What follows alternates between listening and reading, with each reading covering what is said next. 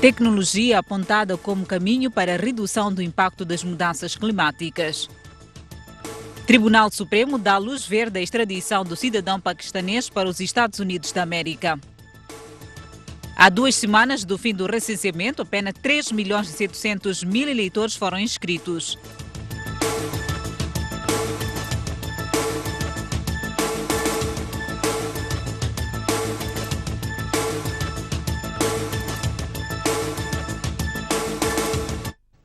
Olá, bem-vindos ao Jornal da Noite. Moçambique vai ter em breve uma legislação para a recuperação de ativos adquiridos ou resultantes de esquemas de corrupção. A garantia foi dada hoje pelo primeiro-ministro durante a sessão de perguntas dos deputados. De acordo com Carlos Agostinho do Rosário, o governo está a trabalhar na finalização da proposta de lei que vai complementar as ações em curso no combate à corrupção no país. Um dos desafios para continuar a assegurar a harmonia social, a transparência e a gestão da coisa pública e a boa governação e a prevenção e combate é a prevenção e combate à corrupção. Com efeito, estamos neste momento numa fase avançada de elaboração da proposta da lei de recuperação de ativos a ser submetida a esta magna Casa do Povo. A legislação sobre a recuperação de ativos é a muito exigida pela Procuradoria-Geral da República e pelas organizações da sociedade civil. O governo ouviu o clamor e avança com os objetivos pretendidos. Esta lei de recuperação de ativos tem em vista a criação de mecanismos que garantam a identificação, localização e apreensão de bens ou produtos relacionados com atividades ilícitas no nível interno e internacional, tais como corrupção, tráfico de drogas, branqueamento de capitais, furtos, entre outros. Este instrumento legal, define igualmente o destino a dar aos valores e bens apreendidos, ou seja, a reversão a favor do Estado. Carlos Agostinho do Rosário falava durante o primeiro de 2 dias de sessão dedicada a perguntas dos deputados ao governo. Os ciclones Idai e Kenneth deixaram um rastro de destruição avaliados em 840 milhões de dólares no setor público. Os dados foram revelados hoje no Parlamento pelo Ministro das Obras Públicas, Habitação e Recursos Hídricos. Em sessão dedicada a perguntas ao governo, foi em torno das calamidades naturais que assolaram o país que geraram parte das questões dos deputados. O povo manda-nos saber quanto é que o Instituto Nacional de Gestão de Calamidades recebeu em valores e bens em apoios para este fim. Qual é a estratégia de médio e longo prazo com vista ao reassentamento das populações em locais seguros? Qual o ponto de situação nas províncias atingidas, nomeadamente no que se refere ao controle de doenças? E as respostas vieram dos ministros de cada pelouro. Sobre a situação sanitária nas zonas afetadas pelos ciclones Idai e Kenneth, Nazir Abdullah deu o ponto de situação e garantiu que está tudo controlado, não havendo razão para receios. O Ministério da Saúde, através do seu recém-criado Centro Operativo de Emergências em Saúde Pública e em colaboração com outras instituições, possui um sistema de alerta que, por meio das equipas de resposta rápida já existentes, permite desencadear a investigação de casos suspeitos, garantindo assim a detecção e resposta precoces a possíveis surtos. João Machatin apresentou as contas dos danos causados pelos 2 ciclones e as perspectivas de recuperação. Em termos de danos, temos cerca de 1,5 bilhões de dólares norte-americanos, dos quais cerca de 840 milhões para o setor público e 660 milhões para o setor privado. No que diz respeito às perdas, temos cerca de 1,5 bilhões de dólares americanos, sendo que 181 milhões para o setor público e 1,2 bilhões para o setor privado. E segundo os cálculos do governo, a reconstrução das zonas afetadas vai custar 3,2 bilhões de dólares, valor que será mobilizado na Conferência de Doadores, agendada para dentro de 2 semanas, na cidade da Beira. Seguimos com outras notícias. Arrancou hoje a 6ª edição da maior feira de tecnologia de Moçambique. Na sessão de abertura da Mostec, a tecnologia foi apontada como um caminho para o desenvolvimento e para a redução do impacto das mudanças climáticas.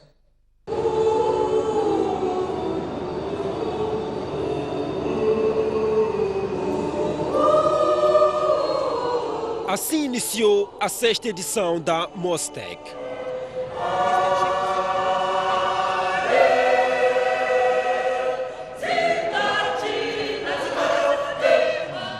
A Feira de Tecnologia, que acontece pelo 6º ano consecutivo, tem lugar desta vez na Arena 3D, no Distrito Municipal Catembe, e decorre sobre o lema Transformação Digital, os desafios da nova era. São 3 dias de debates e mais de 40 oradores nacionais e internacionais que vão partilhar os seus conhecimentos sobre as tendências da digitalização. É uma plataforma importante. Na abertura do evento, o presidente da Comissão Executiva da Mostec, Daniel David, apontou as oportunidades que o país pode ter com a nova era. A nova era para um país como o nosso é desafiante, mas promete. Um país que atravessa momentos difíceis a nível econômico, a nível social, devido às tempestades, e que a tecnologia pode ajudar a mitigar esses desafios. Depende das empresas e depende também dos inovadores. É exigido de nós, como organizador e aos parceiros, a capacidade de resiliência e de luta.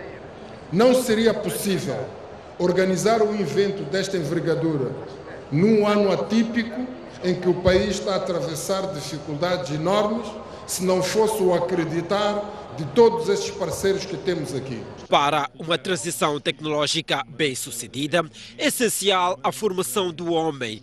Por isso os estudantes são um dos alvos desta edição. A tecnologia não tem espírito, não tem a alma. E isso só o ser humano é que tem. Por isso não basta só a tecnologia, se não tivermos seres humanos formados e competentes, empreendedores e com espírito ganhador. E nós apostamos nesta 6ª edição de jovens para jovem e para o futuro do país. O setor privado, um dos parceiros do evento, olha para a transformação digital como o caminho para o desenvolvimento, pelas oportunidades que cria ao empresariado. Na vertente e tributação, olhamos para o processo de transformação digital como uma solução para os problemas que minam o ambiente de negócios no que diz respeito ao cumprimento por parte dos agentes económicos das suas obrigações fiscais.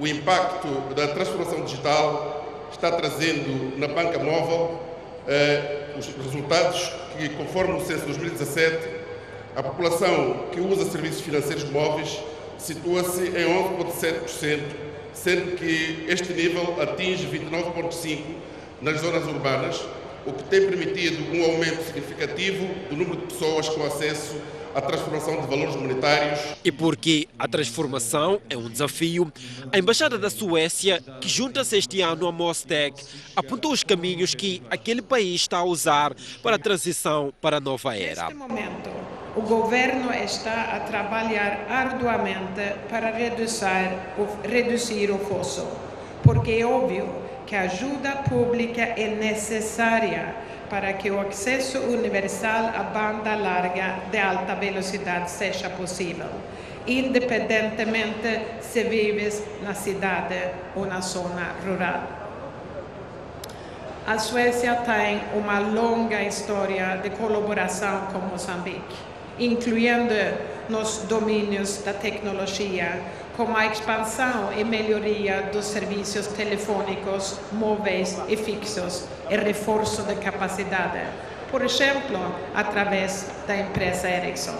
Mais de 10 painéis e diversos espaços de partilha de experiência empresarial estão previstos durante a feira, que decorre até sexta-feira. O investimento nas infraestruturas e formação são aspectos fundamentais para que Moçambique viva de fato o mundo digital. Arrancava assim o ciclo de debates que vão dominar a 6ª edição da Feira Mostec, num total de mais de 10 painéis previstos para o evento. Transformação digital, onde estamos e para onde vamos, foi o tema do primeiro painel, que juntou oradores nacionais e internacionais. O que nós vivemos hoje, nós não vivemos, esse é o meu momento atual, um momento, todas as empresas para quem eu trabalho, eu não tenho um patrão, eu sou dona do meu tempo, esse é o meu escritório e eu tenho horas vagas para fazer aquilo que todos nós, graças à transformação digital, deveriam. Eu tenho horas vagas para mentorar startups. Embora a transformação digital seja uma realidade no país e no mundo, há desafios, tal como aponta o engenheiro da Autoridade Reguladora das Comunicações em Moçambique. Neste momento, é muito importante, de fato, que haja uma estratégia nacional de transformação digital e as pessoas que vivem na zona rural têm uma grande desvantagem. Primeiro, porque é um mercado que não é um mercado comercial, é uma fronteira pública e não uma fronteira de mercado. Para podermos atrair as infraestruturas para a zona rural, é preciso definir políticas claras, criar incentivos, e isso pode estar dentro dessa estratégia de transformação digital. E esta mesma transformação digital vem fazer uma viragem no mercado de trabalho. Ainda assim, os oradores defendem que não se pode encarar essa viragem como ameaça. Existem funções que exigem a presença física, numa fábrica, por exemplo. Funções de escritório, por outro lado, podem ser realizadas de qualquer parte do mundo.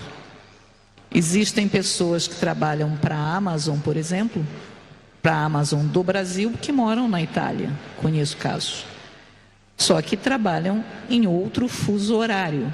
De facto, quem nós contratamos hoje, sobretudo nos campos ligados à tecnologia e à inovação, são pessoas diferentes daquelas que nós contratávamos no passado.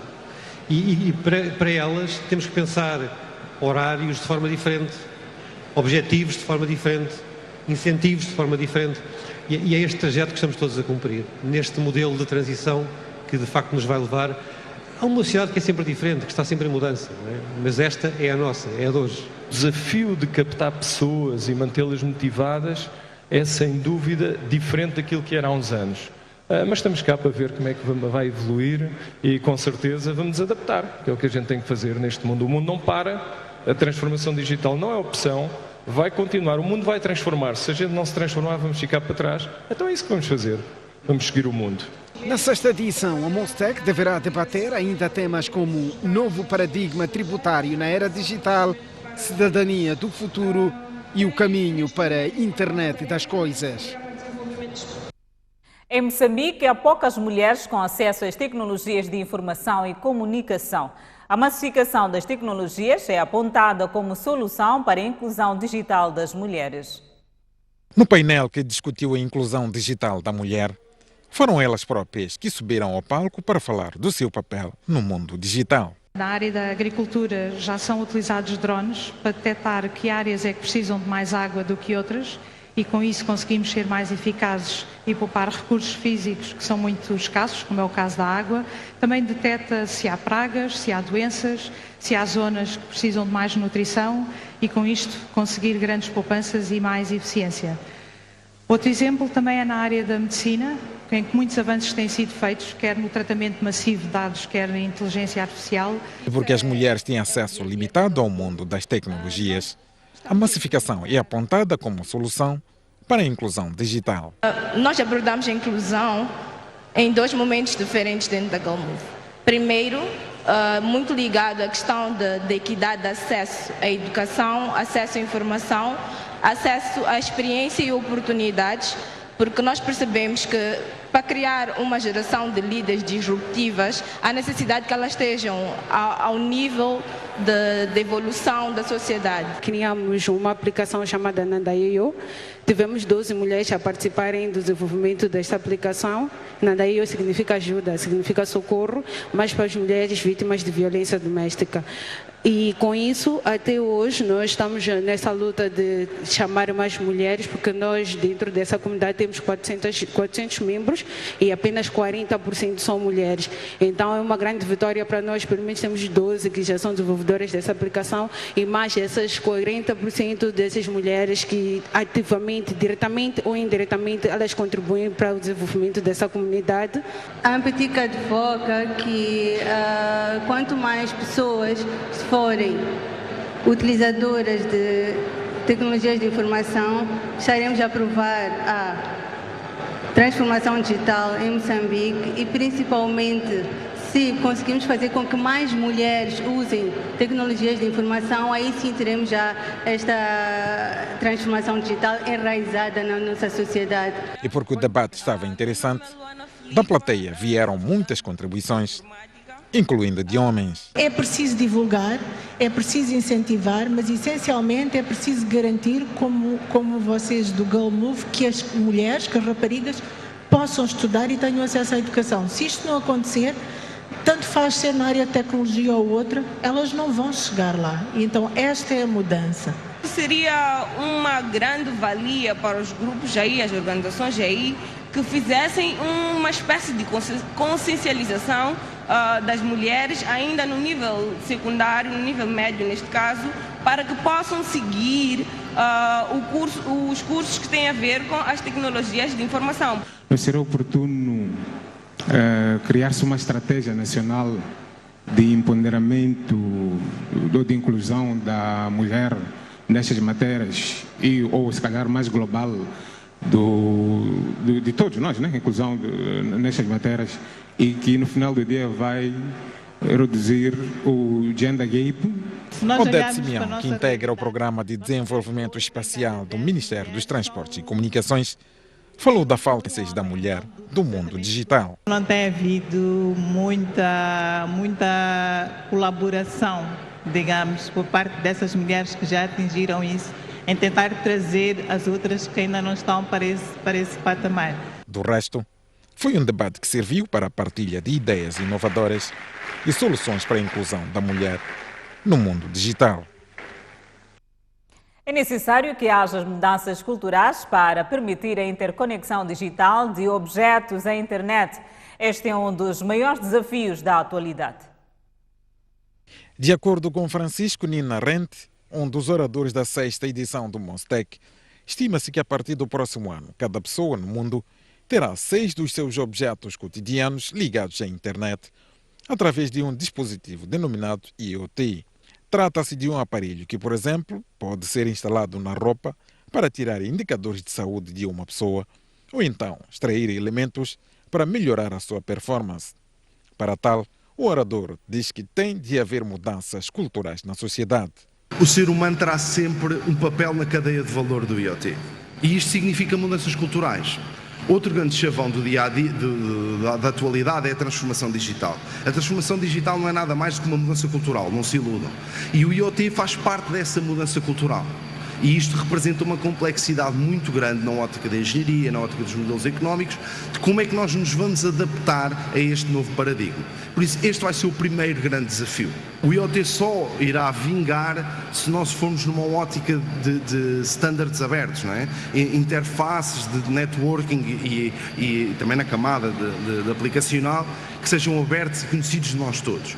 Caso contrário, não vamos conseguir falar com a tecnologia que o meu parceiro está a fazer, ou o meu concorrente, mas que temos um cliente em comum. Outros intervenientes do painel de debate apontaram desafios para a interconexão digital de objetos em internet, entre eles a rede de banda larga.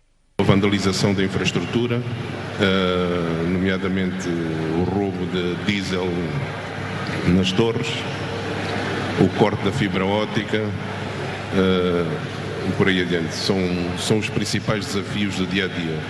A autoridade reguladora prevê, entre este e o próximo ano, criar um projeto piloto de 5G, não só para explorar outras tecnologias ou as potencialidades de 5G, mas também para experimentar o Narrowband IoT em 5G. Quando falamos de oportunidades e desafios quando estamos a tratar da IoT. Eu acho que um dos grandes desafios é a segurança, a privacidade dos dados e, acima de tudo, a complexidade. A complexidade por quê? Porque não existe um standard específico para se utilizar a IoT. Aquilo que eu penso que nós temos que fazer é, no que diz respeito à banda larga, é conseguirmos que, a nível nacional, o backbone seja mais acessível. Eu refiro-me ao backbone, à infraestrutura que permite uma empresa sair de Maputo e chegar a Chiqualaquala ou a Manjacasa. E essa infraestrutura hoje está nas mãos de 3 empresas ou 4 empresas. E por isso os custos que praticam são, eu diria, inviáveis para um crescimento normal da banda larga para fora deste centro que eu chamo de Maputo. O painel teve como tema de debate a banda larga, o caminho para a internet das coisas, ou seja, para o IoT. O Millennium BIM lançou um serviço tecnológico que permite aos seus clientes fazerem operações pelo WhatsApp. Denominado WhatsApp, o serviço permite aos clientes consultarem saldo, obter extrato e fazer transferências. O Millennium BIM lança hoje em produção exclusiva o primeiro serviço bancário no WhatsApp. O Millennium BIM aproveitou a vasta audiência do Mostec para lançar o serviço WhatsApp, que é uma combinação entre a aplicação tecnológica WhatsApp e o seu serviço de clientes pelo telefone Easy, com o objetivo de tornar fáceis as operações financeiras. Já tem um nome que é WhatsApp e é um caminho da marca Easy. Portanto, a marca Easy evoluiu para um sistema de mensagens, evoluiu para o Smart Easy para rodar nos mobiles tradicionais e agora entra a terceira geração sem qualquer atualização de app, apenas com acesso ao WhatsApp, poder ter acesso a todos os serviços bancários. Seguiu-se a aplicação de como os clientes do Millennium BIM podem aceder ao WhatsApp Easy. Registarem esse número no 82 181 0 181 nos vossos contactos, terem o WhatsApp, penso que farão parte de 1,5 mil milhões de pessoas que têm o WhatsApp no seu telefone. Depois desses requisitos todos, só têm que iniciar uma conversa em WhatsApp para esse contacto. Poderão escrever uma palavra olá, BIM, bom dia, e o WhatsApp vai começar a falar convosco. Os clientes podem aceder aos serviços em qualquer parte do mundo, bastando ter acesso à internet.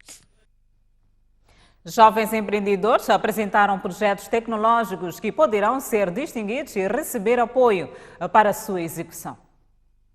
A Feira Mostec é também um espaço onde jovens estudantes e empreendedores expõem seus projetos, mostrando a transformação digital que Moçambique registra. Os projetos dos jovens foram avaliados por um júri liderado pela empresária Tânia Tomé. Quais são os vossos fatores críticos de sucesso? E onde é que vocês se posicionam nos próximos 3 anos? Fatores críticos de sucesso já é a integração com os softwares aplicativos das seguradoras. Daqui a 3 anos nós nos vemos como a primeira, a única e a mais avançada em termos de tecnologia, plataforma que permite aos condutores aderirem ao seguro, reportarem sinistros na rodovia e obterem assistência na rodovia. Apenas para a revista Design, vai ter um espaço aberto também para outras publicações de outras editoras. Para além disso, temos leitores, a maior parte de nós temos essa experiência de estarmos a ler um conteúdo e de repente aparece um anúncio. Para tirar o anúncio, o leitor terá de pagar uma determinada taxa. Diz uma coisa, no segundo ano sais de receitas de 1.700.000 para o terceiro ano de 600 milhões. Como é que vais fazer isso? Nós estamos a fazer uma previsão de cerca de 30 anúncios por mês, 30 anúncios por mês e a cobrar uma média de 5.000 meticais. Portanto, foi com base nesses cálculos e a nossa previsão é que no primeiro ano teremos um número, No segundo ano, provavelmente, segundo as nossas expectativas, esse número venha a duplicar e no terceiro ano tenhamos um aumento de mais ou menos 30% a 50% em termos de crescimento financeiro. Foram no total 30 jovens que apresentaram projetos tecnológicos com a pretensão de partilhar as experiências adquiridas no mundo digital. E os participantes que acompanharam os debates consideram que Moçambique ainda tem um longo caminho por percorrer na transformação digital. Os mesmos defendem que o processo deve ser inclusivo. É importante que, como país e como sociedade, nós continuemos a debater sobre a inclusão tecnológica e a forma como nós não deixaremos ninguém por fora deste movimento. Esta é a sexta vez que se faz esta feira de tecnologia digital, mas começa a ser momento hoje de contabilizarmos os ganhos. Quantas pessoas mais estão a ser incluídas no processo, quantas instituições mais começam a fazer parte e, inclusivamente, quantos ministérios mais adotam tecnologias, novas tecnologias de comunicação e informação no seu trabalho do dia a dia. Hoje não se pode sonhar em qualquer desenvolvimento sem olhar para as novas tecnologias. E esta transformação digital que se enquadra na quarta revolução industrial tem que ser a alavanca nas escolas, nas empresas, na indústria, na agricultura, porque ela facilita. Todas as tecnologias hoje, a grande missão que trazem ao mundo é facilitar. Nós sabemos o quão importante é hoje comunicar, aproximar pessoas e vemos mesmo em termos da banca, das telecomunicações, o quão esta transformação digital tem trazido impacto para a vida das pessoas. E sentimos isso. É preciso cada vez mais investimento para conseguirmos trazer para nós os servidores, para nós conseguirmos ter domínio sobre o nosso conteúdo local, sobre a nossa base de dados. O futuro é já, o futuro é presente e não podemos deixar de lado essa conexão que é a conexão mundial com outros mundos. E hoje nós estamos a utilizar plataformas que são plataformas desenvolvidas a nível internacional e precisamos produzir localmente, precisamos engajar os nossos jovens a fazer tecnologia. A maior exclusão na nossa era seria uma exclusão do uso das tecnologias, seria a exclusão na transformação digital. Por isso eu digo que para frente é o caminho, não temos opção, nós temos que nos esforçar para nos transformarmos, para usarmos as tecnologias. Expositores da Mostec aproveitaram no máximo o primeiro dia para mostrar as novidades tecnológicas. Esta é uma notícia ainda a acompanhar neste jornal. Por hora, convido-lo a um breve intervalo. Até já.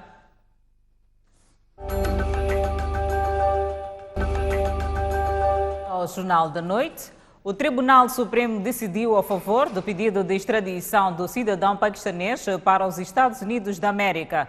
Tanvir Ahmed é acusado de tráfico de drogas por um tribunal de Texas. Depois do adiamento da segunda-feira, Tanvir Ahmed voltou esta quarta-feira ao Tribunal Supremo para ouvir a decisão sobre a sua extradição para os Estados Unidos. Com o seu habitual blusão, calças jeans e sem algemas, o cidadão paquistanês, conhecido como o Barão da Droga, chegou ao tribunal às 11h10 e antes do início da sessão teve uma curta conversa com os seus advogados. 20 minutos depois, entrava o coletivo de juízes para a sessão da leitura da sentença. Datado de 17 de abril de 2014. No resumo que fez das alegações da defesa e do Ministério Público, o juiz conselheiro Luís Mondlane aproveitou para afastar a possibilidade da aplicação da pena de morte ou de prisão perpétua ao cidadão paquistanês, um dos argumentos invocados pelos advogados de Tanvir Ahmed para protestar contra a sua extradição para os Estados Unidos da América. Já o mesmo não acontece nos termos do novo alerta vermelho da Interpol. e da reformulação dos fatos pelos quais Tanviramed deverá responder em tribunal, cuja pena varia entre um mínimo de 5 e um máximo de 40 anos de prisão para todos os casos. Analisado o pedido do Tribunal de Texas, o coletivo de juízes do Supremo julgou a favor da extradição do cidadão paquistanês, uma decisão sustentada pela Convenção das Nações Unidas contra o Tráfico de Estupefacientes, uma vez que Moçambique não tem acordo de extradição com os Estados Unidos da América. Os juízes deste tribunal deliberam conceder a extradição do cidadão Tanviramed, de nacionalidade paquistanesa, já identificado, para efeitos de procedimento criminal, nos termos e circunstâncias acima enunciados para os Estados Unidos da América. Depois da decisão, a defesa tem 18 dias para recorrer ao plenário do Tribunal Supremo. O recurso é um direito que é conferido legalmente ao extraditando e, portanto, vai caber a ele, em função daquilo que forem os elementos que vamos reapreciar em relação à decisão, de facto dizer se vai ou prefere o recurso ou prefere, de facto, deixar que a decisão transite em julgado e o processo siga os seus ulteriores termos. A STV sabe que a extradição do cidadão paquistanês acusado de tráfico de drogas deverá acontecer até dezembro. Quando faltam 15 dias para o término do recenseamento eleitoral, apenas 3.700.000 eleitores foram inscritos. A CNE diz que o número está abaixo das expectativas, mas não fala de prorrogação. As projeções da Comissão Nacional de Eleições apontam para a inscrição de mais de 7 milhões de potenciais eleitores durante o processo que arrancou a 1 de abril. Entretanto, os números partilhados nesta quarta-feira pelo presidente da CNE, Abdul Karim, mostram que será difícil cumprir com as metas. Os órgãos de gestão eleitoral já têm registrado até o dia 12 de maio corrente cerca de 3.696.520 eleitores, o que corresponde a 50,35% do total de potenciais eleitores previstos.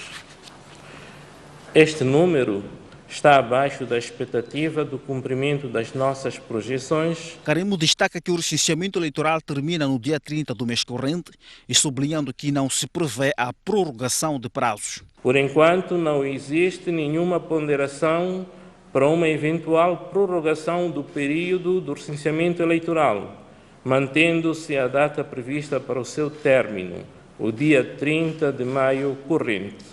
Diante da baixa adesão, Abdul Karim recorda que o recenseamento eleitoral habilita os eleitores a exercer e manifestar livremente a sua vontade de eleger ou ser eleito. De volta às notícias ligadas ao Mostec, expositores aproveitaram no máximo o primeiro dia para mostrar as novidades tecnológicas. Já os visitantes mostraram-se impressionados e incentivam as empresas a apostarem na Mostec para divulgar os seus serviços. Podemos associar isso com uma parte, digamos que mais ou menos filantrópica, que trazemos aqui uma solução de um laptop que funciona à base de energia solar, né? Ou quer dizer que esses laptops, prevemos que eles sejam, digamos, providos nas zonas rurais, onde há problemas de falta de corrente elétrica, e os estudantes podem alugar esses laptops ou levar nas escolas. Queremos trabalhar com algumas escolas, de tal forma que ele consiga, não tendo energia em casa, através do painel solar, alimentar o laptop e tem também um vulgo power bank, que uma vez esgotada a autonomia do próprio laptop, ela pode carregar o laptop com o power bank. E também vamos fornecer uma luz de leitura que também funciona à base de energia solar. A Bacela traz aqui um produto novo, que é o QuickBooks Online, que é uma solução de contabilidade baseada na web, em que o gestor da empresa não precisa de estar fisicamente no escritório, que é para ter acesso à informação, e que onde quer que ele esteja, ele com um tablet, um celular que tenha acesso à internet ou um laptop, ele pode aceder à informação da empresa e com isso ele pode tomar melhores decisões e em tempo oportuno. Isto poupa muito tempo e acelera o crescimento da empresa. Devo começar por parabenizar a Soico, que veio praticamente o dono desta iniciativa é Soico, não é?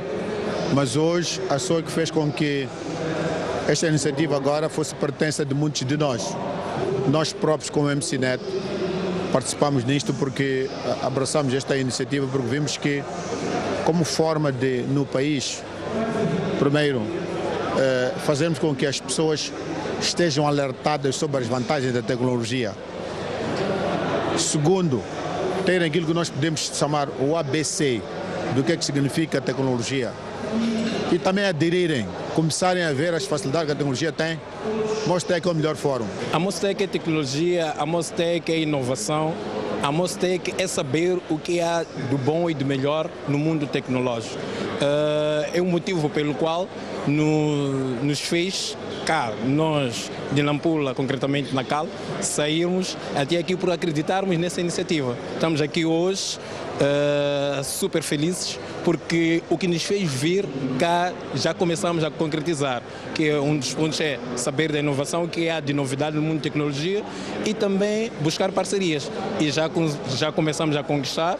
Ano passado, este é no segundo ano passado conquistamos boas parcerias e este ano também estamos a conseguir conquistar boas parcerias e estamos felizes com isso e de salientar que estaremos aqui também durante os 3 dias, hoje, amanhã e depois de amanhã. Salientar que a Vodacom, como o melhor provedor de internet do país, não podia estar fora desta feira de tecnologia. A tecnologia hoje é acesso à internet e é isso que nós trazemos para o mercado. Relativamente em específico aqui ao Mostec, o que nós trazemos em específico para o Mostec são as soluções IoT. No caso em concreto, ressalvamos 3 que já estamos a operar no mercado e temos clientes, que é o Diesel Monitoring, o Connected Cabinets e o Fleet Management. Seguimos com outras notícias. A Frelimo apela aos candidatos a cabeças de lista para as eleições provinciais a serem íntegros na gestão da coisa pública. O apelo foi feito hoje, na Beira, pelo porta-voz do partido, Caifadine Manasse. Faltam 5 meses para o país acolher as primeiras eleições provinciais. A Frelimo já definiu o perfil dos seus membros que irão liderar as listas para a eleição de governadores. De acordo com Caifadine Manasse, porta-voz deste partido, que está na Beira desde esta terça-feira em missão de trabalho, os cabeças de lista devem ser membros com valores morais. Alguém que olha a coisa pública e mesmo na sua convivência traz valores mais acrescidos. Alguém que vai trabalhar para o povo. A Frelimo quer um candidato que tenha essas condições e são essas condições que serão procuradas para encontrar este tipo de candidatos. Alguém com responsabilidade, com humildade, com idoneidade, alguém, acima de tudo, vai trabalhar para aquilo que são os princípios e a linha de orientação do Partido Frelimo, que estes princípios e a linha de orientação têm como fim trabalhar para o povo e o desenvolvimento e prosperidade de Moçambique. Refira-se que em Sofala, a Frelimo nunca conseguiu um resultado positivo no cômputo geral. Nas eleições gerais e provinciais de outubro, Caifadine Manasse garantiu que a situação será inversa. O trabalho feito pela Frelimo, o trabalho feito pelo presidente Filipe Jacinto Nunes e o trabalho feito pelos moçambicanos indicam claramente que na província de Sofala, a população de Sofala olha na Frelimo como um partido responsável, como um partido com princípios, um partido de valores e um partido que pode, de fato, continuar a dirigir aquilo que são os destinos do povo moçambicano, em particular a população da província de Sofala, fazendo eleger o governador da lista da Frelimo para as eleições de 2019. Manasse vai trabalhar em Sofala até na próxima sexta-feira e irá manter contactos com a população e membros do seu partido dos distritos da Beira, Dondo e Moanza, com as atenções viradas para as eleições. O Machaquena empatou a série dos play-offs dos quartos de final da Engen Maputo Basket ao vencer a Universidade Pedagógica por 59-39 no jogo 2. Jogo de nervosismo, muitas perdas de bola e pobre espetáculo. Em desvantagem na série, Ordens para pressão alta, com defesa todo o campo a condicionar os bases da UP. A aposta certa, compensada com maior esclarecimento ofensivo na quadra e controle da marcha do marcador. Há uma defesa zona 2-3, montada depois pelo Machacan, resposta imediata da Universidade Pedagógica, com tiros exteriores para melhor interpretação deste dispositivo defensivo. A agressividade defensiva e jogo de poste muito forte conduzia uma vantagem do Machacan, que dava o melhor para forçar o jogo 3. Com Ronaldo Geneto on fire, não havia outro rumo senão mesmo vitória esclarecedora do Machacan por 30 pontos, 59-29. Dizer que não está terminado, vamos voltar a trabalhar, mas ainda acredito que a equipe da UP também vai fazer as mesmas relações, vai tirar relações do jogo e tentar melhorar também para o próximo jogo, para vir mais forte. E cabe a nós fazermos o nosso trabalho, né? Continuar a trabalhar e para a próxima fase. O Machacan fez um bom TPC, nos surpreendeu, não estávamos à espera. E deu nisso, acabamos perdendo, mas estamos cabeça erguida, sabemos que ainda não acabou, vamos lutar. Sexta-feira, temos decisão negra neste playoff dos quartos finais entre o Machacan e a Universidade Pedagógica, na STV, para não variar. O técnico do Ferroviário de Nacala critica a marcação de jogos para os dias úteis da semana. Sérgio Pfeiffer diz que a metodologia afeta o desempenho das equipas. Já foram disputados 4 jogos a contar para o Moçambola 2019, e sendo que desde o terceiro que são realizados a meio da semana, nas chamadas jornadas apertadas. O fato beneficia uns e prejudica outros, atira o técnico do Ferroviário de Nacala. Se marca jogos meio de semana, uma equipe joga terça-feira, outra joga quinta, para depois jogarmos juntos domingo. Eu acho que acaba sendo muito difícil, porque nós fazemos os jogos em Nampula. Temos que viajar na Nacala, Nampula, 200 km. A gente vai jogar, depois faz 200 km e volta. Dia seguinte a gente tem que viajar a Maputo, chegamos aqui de noite. Então é difícil a gente conseguir recuperar os jogadores. Se de sábado, de fim de semana para fim de semana já é um caso muito difícil. E fazendo os jogos quinta-feira para depois jogar domingo, acho que acaba sendo muito complicado. Com estes desequilíbrios na produção, Sérgio Pfeiffer diz que não há condições para a realização de jogos com a periodicidade que a Liga Moçambicana de Futebol pretende e pede mesmo por novos critérios na marcação de jogos.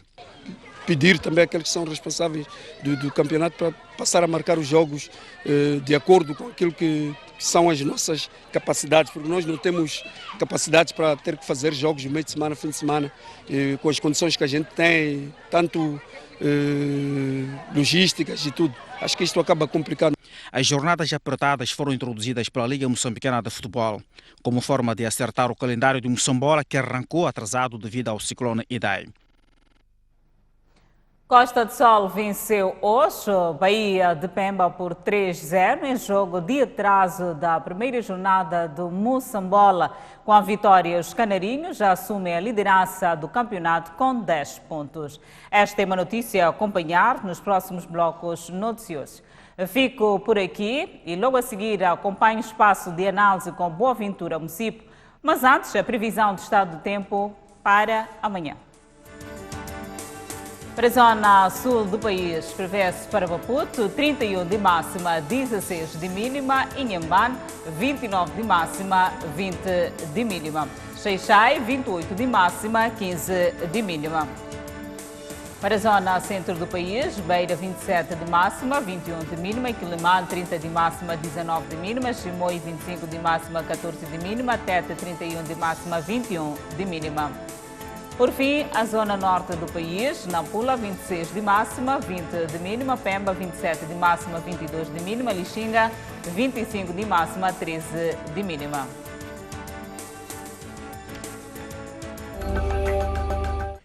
Muito boa noite, caro telespectador. Com Filimão Soares, analista político, e Jorge Matina, analista político e ativista social. Aqui estamos uma vez mais para trazer-lhe o espaço de comentário num dia em que vamos falar sobre os dados econômicos da reconstrução dos ciclones, da reconstrução pós-ciclones, melhor dito, nomeadamente o ciclone Idai e Kenneth. Vamos falar do relatório do MARP sobre o estado do país e lá mais para o fim vamos falar do caso que envolve o governador da província de Nampula, que regressou à casa protocolar após uma praga de ratos. Muito boa noite, cumprimento aos dois, sejam bem-vindos a este espaço de comentário. Muito boa noite. Matino, comece por si, foram anunciados já números necessários para a reconstrução de parte da zona centro e norte que ficaram destruídas na sequência destes 2 ciclones. São 3,2 bilhões de dólares norte-americanos. Este valor será apreciado na conferência de doadores que vai haver na Beira no final deste mês. Estes fenómenos mataram cerca de 700 pessoas. A minha primeira questão é quais são os grandes desafios, após ter-se feito o levantamento de dados, ao desafio de mobilização destes recursos, mas também aos desafios de gestão. Quais são as suas grandes notas relativamente a estes números que foram apresentados? Eu penso que, primeiro, é a crença nos números, é o maior desafio. Boa noite, primeiro aos telespectadores, mas a crença nos números, no sentido de que o governo fez um esforço para, junto com outras agências, para poder chegar a este orçamento. E agora o grande problema é preciso, o orçamento sempre é discutível, não é? Até que ponto é que esses números realmente apresentam a realidade do que se precisa, até que ponto que esses números não exageram uma certa necessidade que não é aquela que para no apoio à emergência são uma necessidade real. Então esta crença nos números vai ser o primeiro desafio do governo. Como fazer com que as pessoas acreditem com factos de que esses números, por detrás destes números há uma boa intenção, há um sistema de credibilidade bastante forte, há uma máquina que vai fazer os devidos gastos de forma credível e de forma transparente, e há um resultado que se vai atingir com o máximo de tempo útil, e também que este resultado vai ter um efeito multiplicador em toda a cadeia de desenvolvimento. Então penso que este é o primeiro desafio que o governo vai ter. O segundo desafio, penso que está relacionado com o facto de nós estamos num período muito difícil, não é? No país, em termos de mobilização de recursos, temos vários processos na mesa, que temos o processo das eleições gerais, que precisamos. Que ainda não está financiado na globalidade. Na globalidade, estamos no processo da preparação do Orçamento de Estado para 2020. Estamos também com vários outros processos de desenvolvimento que precisamos de financiamento. Na área, por exemplo, para a entrada o Estado precisa de mobilizar dinheiro para a participação das empresas públicas na questão do gás. Então, há vários processos que estão na mesa que o Estado precisa, que o governo precisa de mobilizar dinheiro com maior urgência. Então, tudo isto não está a favor em termos de poder conversar com vários intervenientes. Isso numa lógica de curto prazo, mas no médio e longo prazo é possível chegar a estes valores? Tenho sérias dúvidas que vamos chegar a estes valores. O que vai ser mais importante vai ser discutir o que vai ser prioritário. Exato. Em que o governo vai ter que portar para dar prioridade à coisa. Sabemos que, por exemplo, o que vai ser o governo pode aceitar a crédito, o que é muito favorável que o governo receba como doação. Então, esta vai ser a grande negociação com os doadores sobre o que vai fazer. Muito bem. Filmão Soares, tem as mesmas reticências, digamos assim, que o Matino, de que vai ser um grande desafio a mobilização de todos estes recursos? Bom, primeiro, boa noite e aos telespectadores, e saudar também ao colega do painel ESC. Começar por corroborar com o colega Matino, quando se refere à questão da crença nos números que foram colocados na mesa. Ainda bem que a Conferência dos Doadores vai ser na cidade da Beira e esta escolha não terá sido ao acaso. Eu penso que um dos primeiros fatores tendentes à credibilização dos números que são apresentados na mesa e das necessidades como tais, começa com a localização da própria conferência, o que significa que os principais doadores que se fizerem a sua fala concretamente na cidade da Beira para esta conferência têm a oportunidade de, chegando alguns dias antes ou ao longo da própria conferência, poderem fazer constatações in loco dos níveis e locais em que aconteceram as grandes destruições. Para não falar da questão social em tanto que tal, mas prestando mais atenção na questão das infraestruturas. Eu quero crer que o número é bastante humilde, eu se calhar aí não estou muito na perspectiva de que o número seja exagerado, e tenho crença de que por causa do momento ótimo que estamos a atravessar, ótimo como quem diz, porque precisa de algumas fases conclusivas, falo do processo de paz. Nós não somos um país que se resume na questão das dívidas ocultas, como alguém pode querer fazer parecer. Só somos problema, não. Nós somos muitas soluções. Moçambique é muita coisa ótima, é que galvaniza a intenção das instituições financeiras internacionais em nos emprestar o dinheiro. Ultrapassado este problema que se nos colocou de repente e que está sendo... Eu penso que sim, porque temos... O que se passa é o seguinte, a única coisa que faria com que nós não fôssemos um país apetecível para emprestar dinheiro seria, por estou a colocar de lado a questão das doações, estou a entrar para a questão de empréstimos, financiamentos via empréstimos, dinheiro que depois teremos que pagar. Através dos mercados financeiros. A única coisa que nos colocaria numa situação desvantajosa era uma situação de conflito armado. e que tem sido sabiamente tratada por Sua Excelência o Presidente da República e que nós queremos acreditar que vai terminar muito bem. A partir do momento que sabemos que estamos sem o ecoar das armas e com tendência a serem guardadas definitivamente porque nunca as devia ter tido, sinto que temos condições apropriadas para que as pessoas acreditem no país e nos emprestem o dinheiro que nós precisamos ou até doem com as contrapartidas que nessa altura puderem se discutir.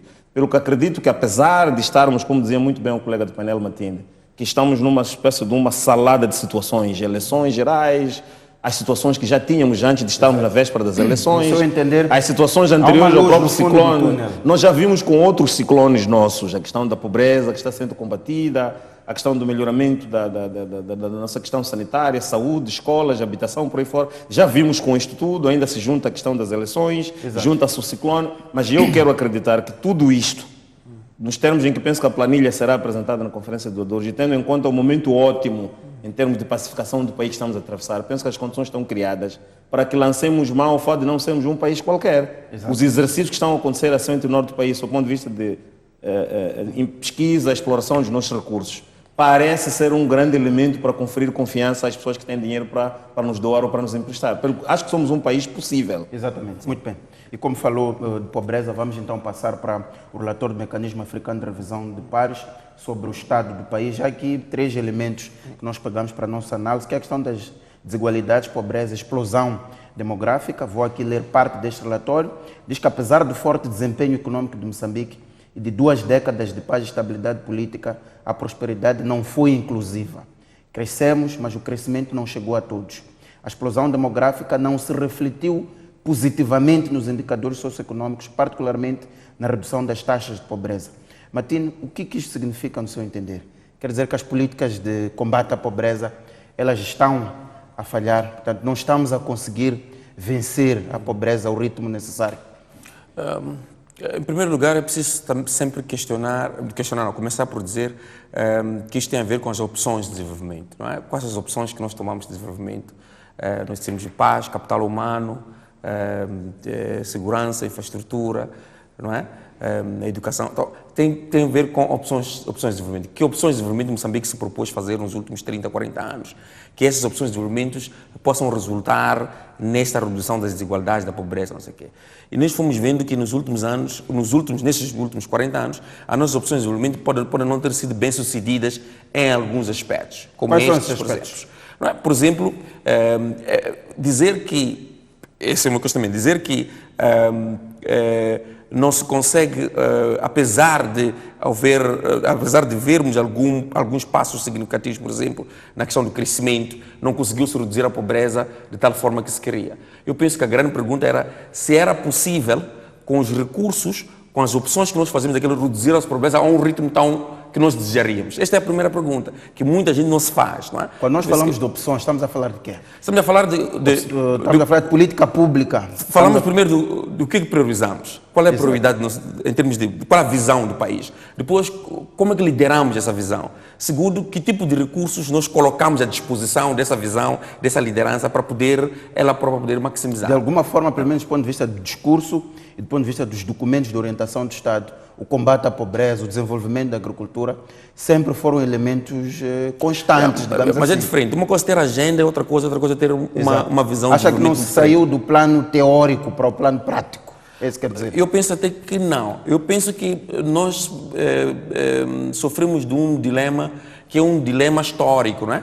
De enunciação de grandes coisas, não é? Que é uma questão histórica do país.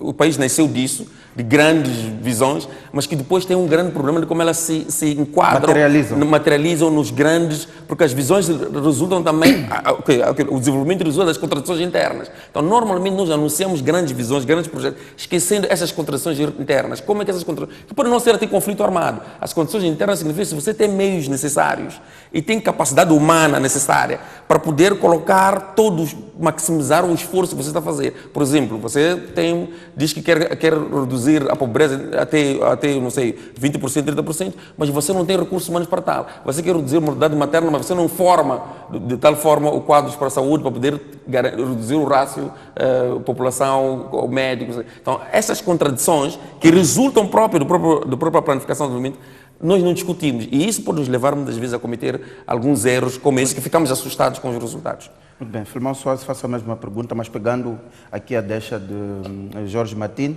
de que falhamos nas opções de desenvolvimento, portanto, do ponto de vista do Estado, do ponto de vista de intervenção através da política pública, esta ideia de que temos grandes enunciações, mas que elas não saem do papel efetivamente para o plano prático. Concorda com isto? Não, mas é preciso começar por dizer que este mecanismo africano de revisão de pares, o MARP, é sobretudo um mecanismo de monitoria do desempenho social, econômico e político dos governos africanos ou dos Estados africanos e que não é, vamos lá dizer, de adesão obrigatória, é de adesão voluntária. Eu quero felicitar o nosso Estado moçambicano, primeiro porque aderimos e segundo porque é o que consta por este ano, esta altura do mês de maio em que nós estamos, se a memória não me atraiçoa, somos o primeiro país africano que se abriu já a apresentação do relatório. Isto revela a transparência com que o nosso governo diz claramente, olha, estamos aqui, avalia-nos.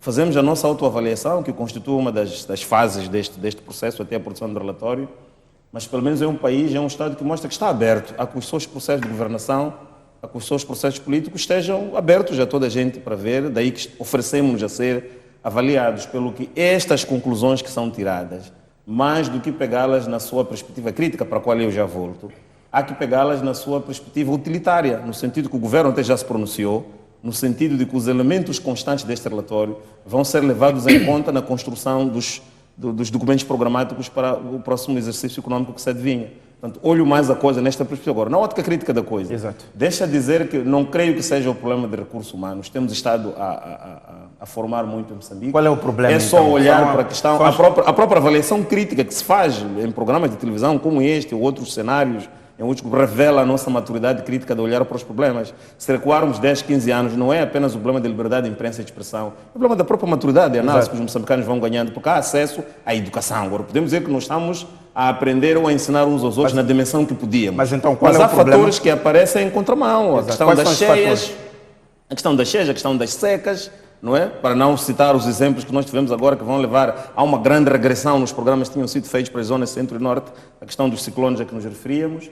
Há de encontrar outros fatores, como alguns receios tidos por um e outro grupo relativamente ao processo de pacificação final do país, que está aí em algum momento com alguns discursos titubeantes por parte da RENAMO, mas com um grande impulso da associação que Martins levanta.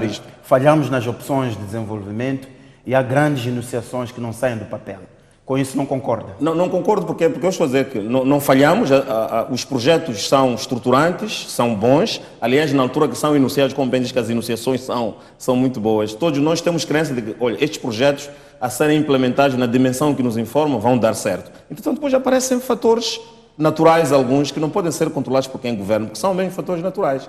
Agora, vamos avaliar o nosso governo em função de como é que se comporta, em função dessas adversidades. Mas penso que não estamos tão mal. E quero realçar o aspecto a que eu me referia. A simples humildade do Estado em aceitar ser avaliado e se apresentar o relatório, deixar claramente para todos como é que nós estamos, do ponto de vista político, econômico e social, já é uma grande vantagem que levamos em relação a alguns Estados que sequer aceitam primeiro aderir ao mecanismo. Exato. E pior, aceitar que se apresente o relatório com a abertura com que se tem feito em relação a Moçambique. Martins, não há falhas nas opções políticas, as grandes enunciações fazem parte dos projetos que o Estado elencou para fazer o país andar para frente. Há fatores exógenos, nomeadamente as cheias, as secas e muito recentemente os ciclones, que vão afetar de alguma forma as previsões de crescimento econômico. Ainda mantém a ideia Eu ainda mantenho, algumas questões importantes. Por exemplo, quando eu digo que tem a ver com, primeiro, as opções de desenvolvimento. Que opções de desenvolvimento você faz em termos de visão que eu quero? Não é? Este relatório vem saindo há vários anos e não é o primeiro a mostrar um pouco de que as nossas opções que estamos a fazer de desenvolvimento trazem alguns resultados perversos. Trazer resultados perversos não significa que, acima de tudo, essa opção de desenvolvimento é errada. Significa que temos que nos dar conta que algumas opções que nós fazemos, elas podem provocar, podem aumentar maior risco para grupos vulneráveis ou para outros grupos que nós não tomamos conta. Por exemplo, vou dar um exemplo. Se tu dizes que a tua opção de desenvolvimento vai ser a indústria extrativa e você sabe que a indústria extrativa pressupõe pouco uso de mão de obra extrativa, mas pouca população, pouco uso da mão de obra, vai empregar muito pouca gente, por exemplo, vai provocar deslocamentos, vai ocupar terras produtivas. Então, essas opções de desenvolvimento que tu fazes, elas também têm seus resultados perversos. Vais ter conflitos sociais, vais ter problemas de pessoas não terem... Portanto, acha que é isso que não é cautelado, evidentemente? Então, as opções de desenvolvimento que nós fazemos, nós às vezes ficamos assustados com os resultados que essas opções de desenvolvimento nos trazem. Por quê? Porque muitas vezes as nossas opções não são feitas com base num estudo claro, num debate mais claro, que esta opção de desenvolvimento, como em outros países existem, em que se faz o que chamamos aquilo, podemos chamar o safety net. Tentaram encontrar esquemas que possam proteger os mais vulneráveis, que poderão não ter a mesma capacidade de poder atingir o mesmo nível que os outros querem. Por exemplo, se nós dissemos que houve um maior crescimento de pessoas ricas, com riqueza em Moçambique, é muito importante, é um dado importante, significa que um grupo maior, um grupo de gente, está a sair de uma categoria de risco em relação à pobreza, em relação à vulnerabilidade da doença, em viver em casas melhores, a ter água potável. Mas, ao mesmo tempo, um grupo que parte de um ponto não conseguiu fazer esse salto. A pergunta é, por que os outros não conseguem fazer salto em relação aos outros? Então, essas opções de desenvolvimento que nós fazemos, elas próprias têm resultados perversos. Mas os resultados perversos é porque as nossas opções não são feitas com base num estudo muito mais elaborado sobre aqueles que ficam, como serão tratados. Exato. Não é? Por exemplo, temos a estrada circular. O que cirsignifica? É uma opção de desenvolvimento, sim. Mas o que ela pressupõe depois dessa opção de desenvolvimento será funcionar? Matina, essa questão que o Filmão Soares levanta relativamente ao facto de que o país, ao expor-se a um relatório como este, está a dar um sinal de abertura, é uma espécie de um Estado que se permite auditar junto de uma entidade exterior. E ele vê isto como um fator positivo. Alinha na mesma diapasão. Alinha na mesma diapasão. Duas coisas muito importantes que é preciso ter em conta aqui. Moçambique, nós optamos pelo Acordo Geral de Paz, optamos por um sistema multipartidário, optamos por liberdade de imprensa. Essas são os ditames de como nós estamos a ver a visão do futuro. Onde Moçambique deve estar no futuro. Quando, em 1990, fizeram essas opções, é porque queriam este futuro. Então, não é sorte, como também não é sorte. É resultado de decisões que foram tomadas naquele período com esta visão do futuro. Então, às vezes, a gente diz, não, é porque nós gostamos... Não. Houve gente que tomou decisões muito importantes de investimento para o futuro. O problema hoje, a pergunta que nós fazemos é se hoje estamos em melhores condições também com a informação que temos, com os recursos que temos, e tomar decisões que no futuro serão benéficas para o país. Como, por exemplo, a liberdade de imprensa, o multipartidarismo, que hoje estamos a beneficiar daquelas pessoas que tomaram a coragem, na década de 90, de dizer que nós temos que ter um futuro diferente do que os outros países. Muito bem. Filmão Soares. Não estou com o Matini na questão de não haver estudos profundos. Mas esta questão de que há projetos de desenvolvimento, mas com efeitos perversos... Eu venho para aí. Que há uma camada na sociedade que está a desenvolver, mas há uma camada que não é protegida, nomeadamente... Eu desemboco aí. Eu desemboco aí, mas deixa-me pegar o fio a partir dali desta colocação dos estudos. Exato. Claro que há estudos, não descuremos do fato de estarmos num Estado de direito democrático, em que os líderes são legitimados por uma via eleitoral. O que é que eu quero dizer com isto aqui? Os estudos a que o Matini se refere, eu quero acreditar que todos os partidos fazem, incluindo o Partido Frelimo que está agora a governar. Porque aquele documento que se apresenta aos eleitores, chamado Manifesto Eleitoral, é um conjunto de intenções. Eleito um determinado partido tem a missão de transformar, e é assim que tem sido em todos os países, incluindo Moçambique, transforma-se o Manifesto Eleitoral em programa quinquenal de governo. É lá onde estão as grandes aspirações, que agora são programas de governo, que vêm lá de trás enquanto eram um simples manifesto, promessas, que são compradas pelas pessoas. Portanto, são essas pessoas que não são apenas as pessoas mais ricas, mas também as pessoas mais vulneráveis, que tenham idade para votar, que escolheram aqueles projetos, que elegeram aquele partido que está a governar. O que significa que temos uma gama de pessoas que não apenas estudou documentos, oxalá estude documentos, mas que também os aprova enquanto partido político concorrente e que depois, como eu dizia, transforma tais promessas em plano quinquenal de governo. Portanto, a questão dos estudos está lá. Para elaborar um manifesto eleitoral é um conjunto de processos que não teríamos tempo aqui para descrever como é que ele é feito. E não menosprezemos... O eleitor, ao votar um certo partido, tem consciência, no manifesto, está a escolher os projetos está a escolher os partidos que vão acontecer. Agora, podemos já discutir, como eu dizia no início, qual é o ambiente posterior a uma eleição que nós encontramos. Porque eu, quando elaboro o meu manifesto, prevejo uma situação ótima, Exato. Naturalmente que depois posso discutir a questão de imprevistos. Olha, se acontecer isto, como é que nós fazemos? Mas pode ser que aconteçam coisas muito fora da minha previsão. Naturalmente que vão prejudicar o ótimo com que eu queria conduzir aqueles processos estruturantes de desenvolvimento. Então aí vai haver problemas. Agora, que há políticas que eventualmente não tenham sido felizes. Sim, isso não se pode negar. Que há uma coisa que foi pensada num prisma e depois os resultados que se obtiveram não foram ao encontro daquilo que era a expectativa. Naturalmente que é assim, não existe. Oxalá todos os países africanos aceitassem, com a abertura como Moçambique aceitou, que fossem auditados, como temos sido nós através deste mecanismo, para que viesse à mesa o fato de que não somos exclusivos nós, nesta coisa de se prever um 100% de realização de uma certa atividade, de um certo projeto, e ficarmos pelos 30%, 40% ou 50%. Não em função da falta de vontade ou até de fundos para investir, mas em função de uma série de processos que apareceram como imprevistos. Falávamos aqui da questão dos fatores naturais, mas pode haver outros. Muito bem. Vamos então ao nosso último ponto, e tem a ver com esta situação ligada ao governador de Nampula, Vítor Borges, que tinha abandonado a sua casa e foi viver num hotel devido a uma praga de ratos. Vimos ontem no nosso noticiário que Vítor Borges pediu desculpas e assumiu que vai pagar a título pessoal o valor da acomodação pelos dias que ficou hospedado no hotel. Mas ao acompanhar este caso, Jorge Martins, o que lhe remete do ponto de vista de ideias? Qual é o seu entendimento sobre estes acontecimentos? Em primeiro lugar, eu penso que é preciso saudar a humildade. Não, eu penso que não é a humildade, ele é um servidor público. Exato. É o respeito pelo horário público. Ele mostrou que tem um respeito pelo um valor importante, não é? Que é o valor do horário público, e ele veio não em nome dele pessoal, porque ele é o gestor máximo, mas em nome do governo que ele dirige, em nome da estrutura que ele está lá, de pedir imensas desculpas pelo uso, pela forma, o destino que deu ao dinheiro público, não é? E diz que vai repor.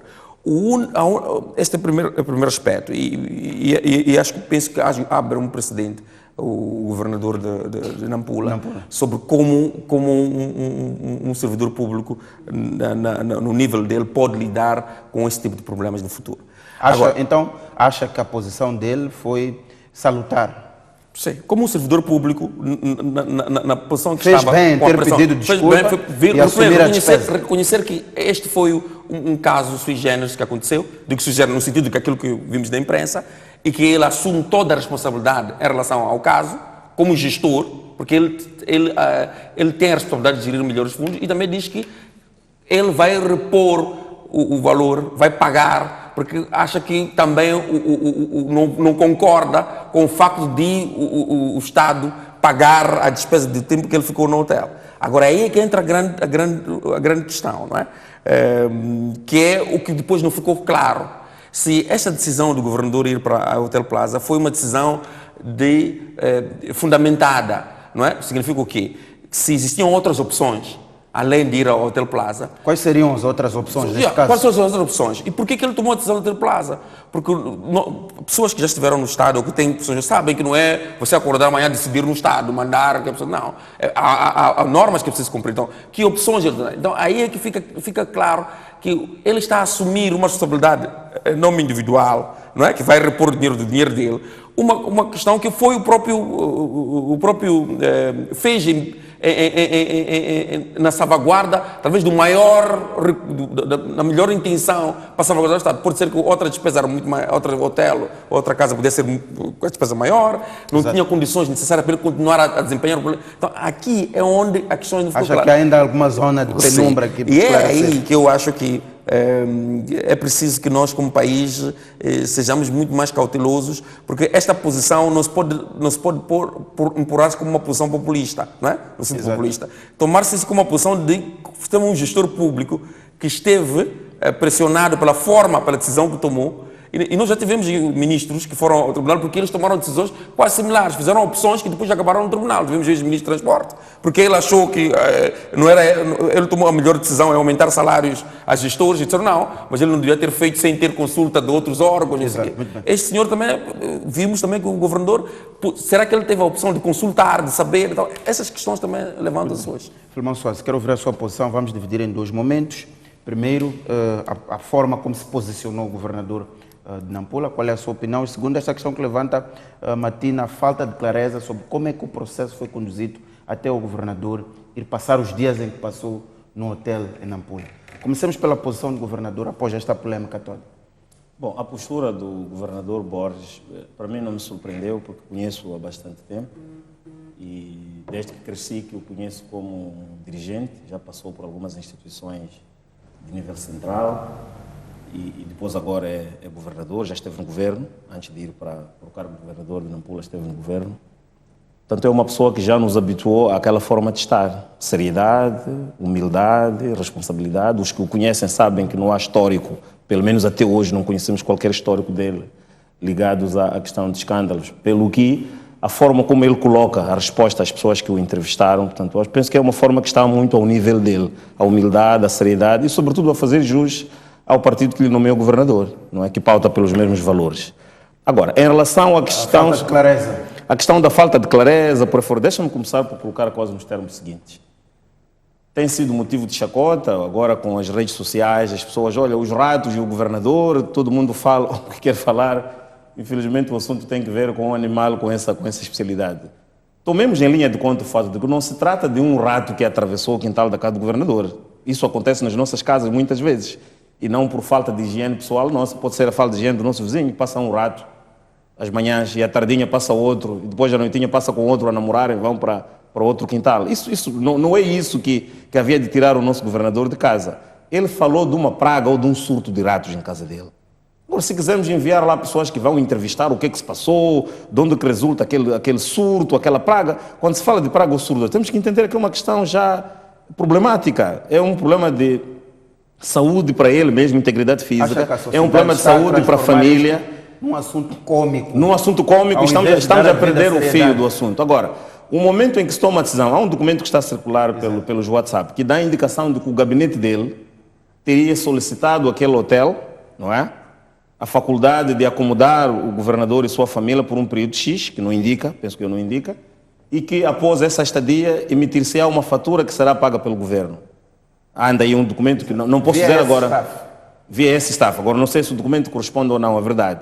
E ele responde muito bem também sobre isto, quando instado a pronunciar-se sobre o fato de que haveria alguma necessidade de responsabilizar as pessoas que eventualmente o tivessem induzido em erro a ir àquele hotel. Eu penso que ele outra vez volta a posicionar-se muito bem, quando diz que não.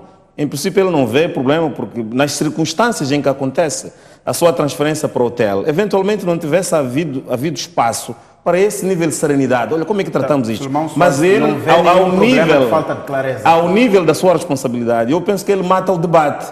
Quando ele aparece pessoalmente e diz que, olha, eu sei o que fiz, houve uma praga de ratos no palácio do governador, no momento entendi que devia ir ficar num sítio mais seguro com a minha família, até porque pela informação que busquei, o hotel onde ele esteve conseguia fazer com que tivesse a vista, quer do palácio, assim como do próprio edifício do governo onde funcionava. Então, do ponto de vista de localização, esteve muito bem colocado. A proximidade e a facilidade com o serviço da administração pública, de que ele é o maior timoneiro na província, poderia continuar a correr normalmente. Para Filmão Soares, tudo correu normalmente. Se ele vai pagar... Não há nenhuma anomalia. Não, havendo anomalia, será, por exemplo, já com melhor serenidade agora, voltado ao seu gabinete. Portanto, pode caber eventualmente um puxão de orelha aos seus subordinados, no sentido que não. Nas próximas situações, não cabe pagamento não pelo Estado. Aliás, vocês, como meus colaboradores ao nível do governo provincial, deviam ter tentado encontrar outro tipo de opções, mas nunca a opção de obrigar a que o governo tivesse que tirar dinheiro do erário público para pagar a minha estadia logo num estabelecimento hoteleiro. Alguém dizer, mas não há casa de hóspedes. Há casa de hóspedes. Todas as províncias têm casa de hóspedes. Eventualmente, estou a falar sem dados concretos, porque não estive em Nampula há pouco tempo. Exato. Pode ser que a casa de hóspedes não tenha condições logísticas para o albergar com sua família, pode ser que esteja distante da zona onde funciona o governo provincial, pode haver uma série de situações que não facilitem a sua localização no tal sítio e garantir o funcionamento normal do governo. Agora, se calhar valesse a pena deixar um outro dado aqui. Muito rapidamente. Não é uma postura que se encoraje, nem na Frelimo que governa, nem em qualquer outro partido, porque já temos oposição a governar algumas províncias. Não é nada que se recomenda a qualquer governo a acomodação dos dirigentes a hotéis em situação de surto de ratos ou de quaisquer outros animais daquela ou de outra natureza. É preciso tentar encontrar outros mecanismos, é preciso encontrar outras alternativas. Aliás, este acontecimento pode até servir de um TPC. sob o ponto de vista de que somos todos chamados a estudar alternativas para albergar em situações desta natureza. Podia ter sido um surto de búfalo, já não tínhamos o governador, certamente. Então como é que nós resolvemos situações? Está confortável com esta explicação toda de Filmão Soares? Eu penso... Porque a sociedade está a transformar isto num caso, quando é uma situação normal. Não, eu penso que a sociedade não está a transformar num caso... Este aqui é um caso de debate público, de conhecimento público, e é importante que se fez. Eu acho que o debate que provocou também levou o governador a sentir a necessidade de vir ao público explicar. Não é? Esta é uma posição que nós devemos respeitar, é uma posição que é preciso também parabenizar.